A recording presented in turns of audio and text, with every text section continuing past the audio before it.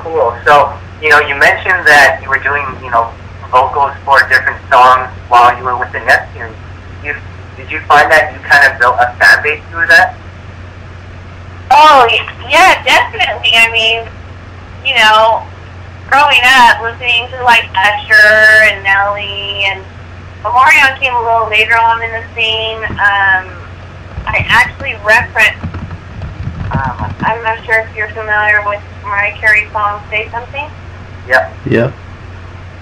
Yeah, well, at the time, I was like, you know what, I really like the song, can you get on that? And I was like, alright, so he played it for me. I learned the hook, and we recorded it. And then afterwards, he didn't tell me, but he was like, you know what, I might actually give this song away. And I was like, what?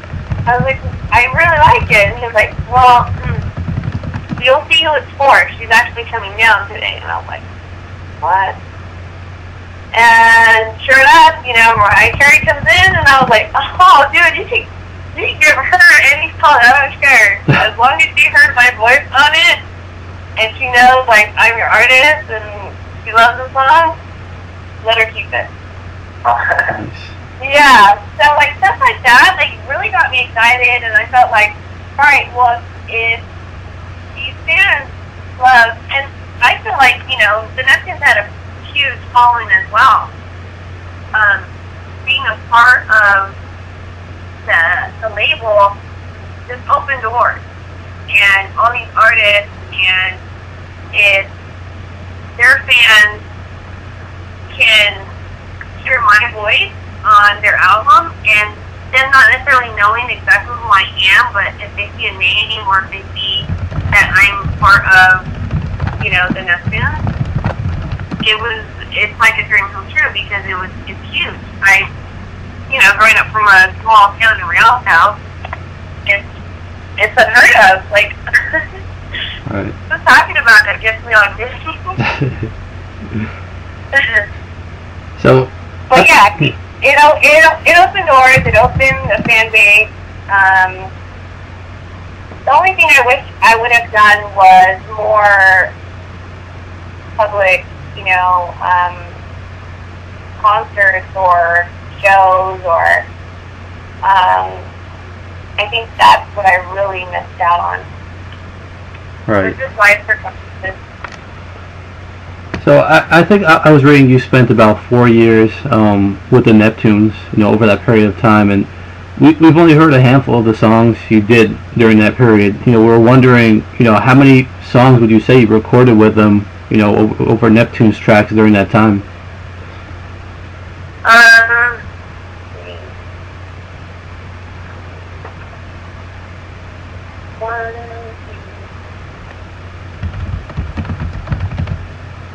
I believe I recorded 5 songs with them.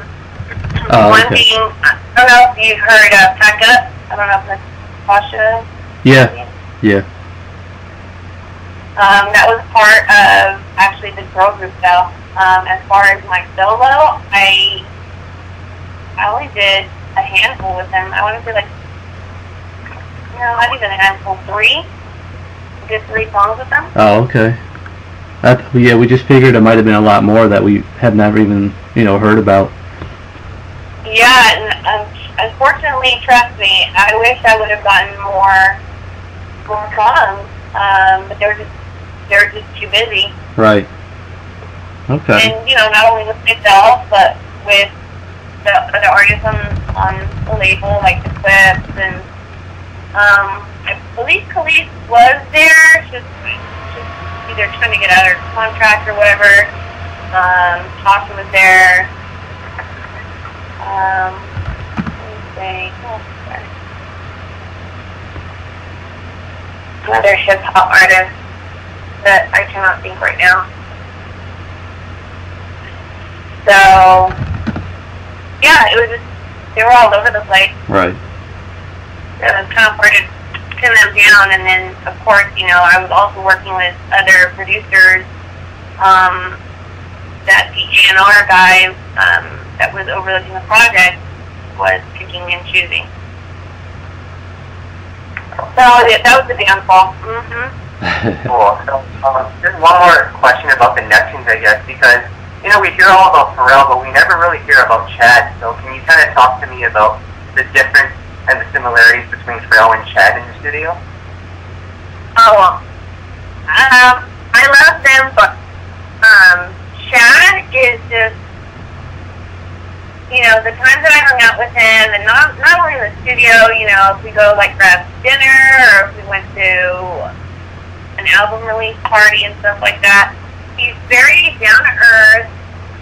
Well, they're both down to earth, but Chad more so because he, you know, he was married at the time and had kids, and he played every instrument. I remember he was like, I play every instrument. I'm like, get out of here. So, like, everything in the studio that was an instrument, he started playing.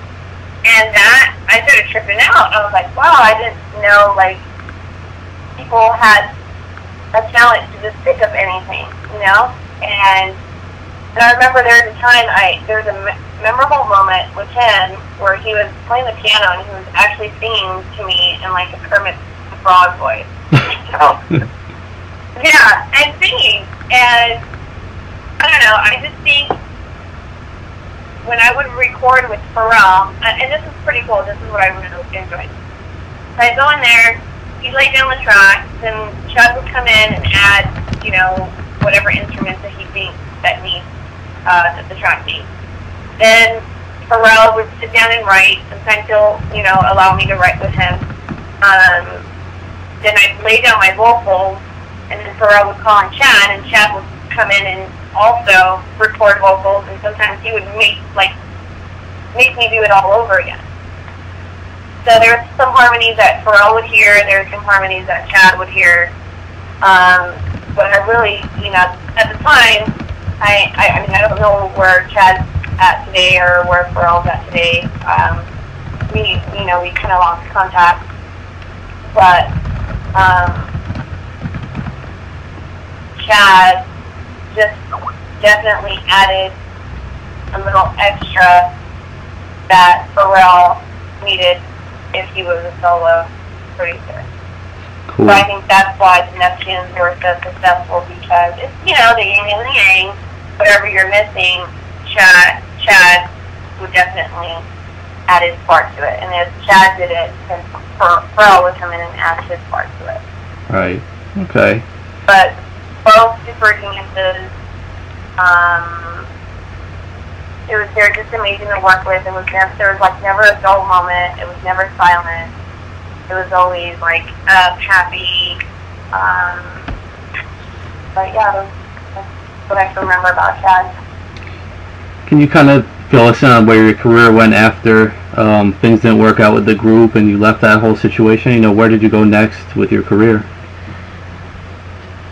Well, after the whole group thing, I was just like, okay, either I can stay here and try to work things out and see where that goes, or just get out of my contract. So, with praying and, you know, where I was at in my life, I was like, you know what, I feel like Pharrell helped me open doors, and my time with him was pretty much done.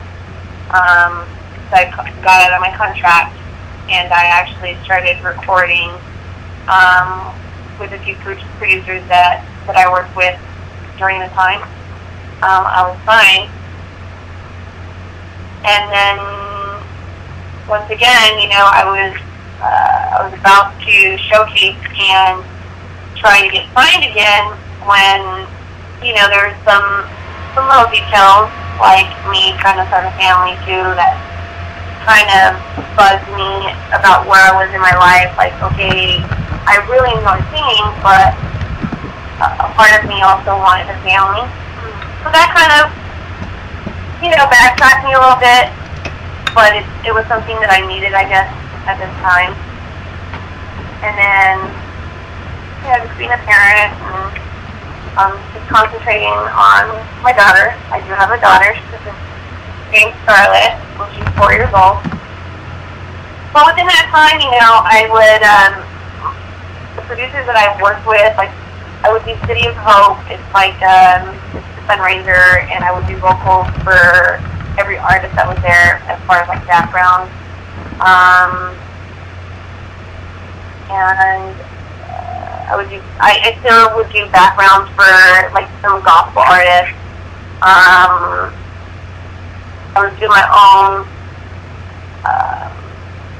demoing again with these producers, which where I met music, and I even sang some backgrounds on music albums, which never got on the album. But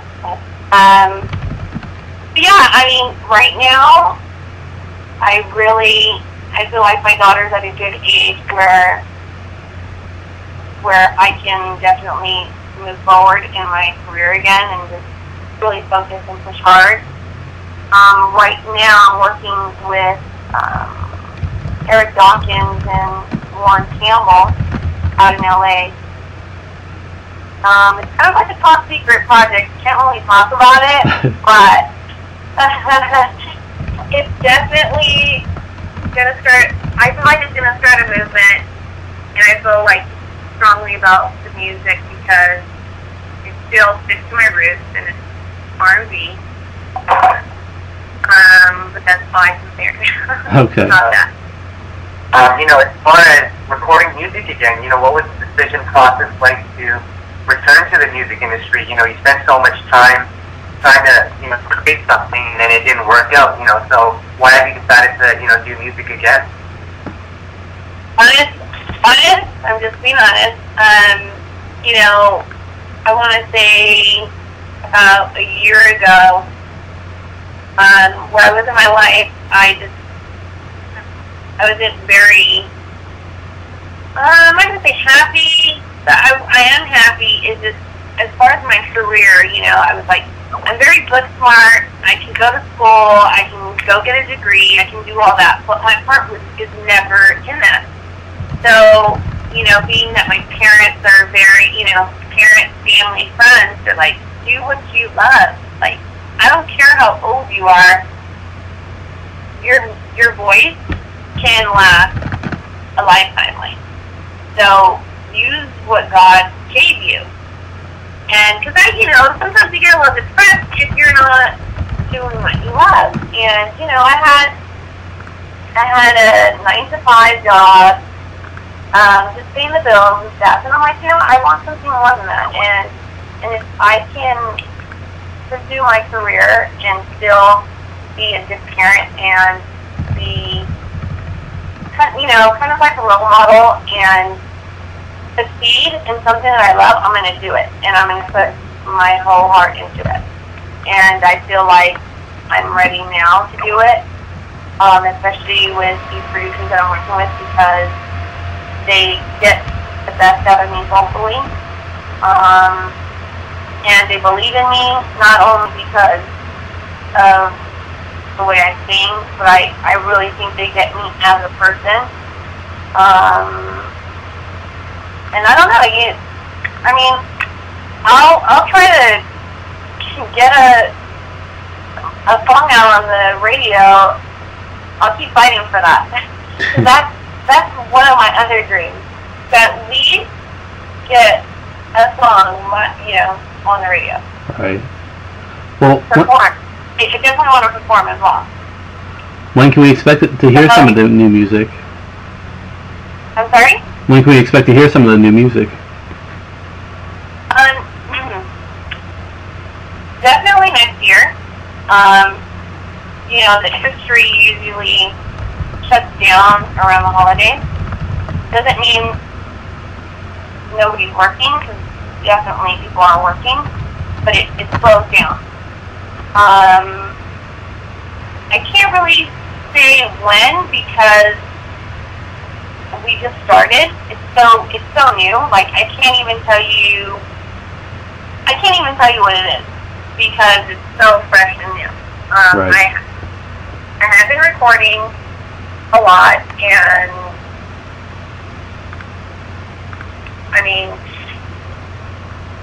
I'm hoping it comes out next year.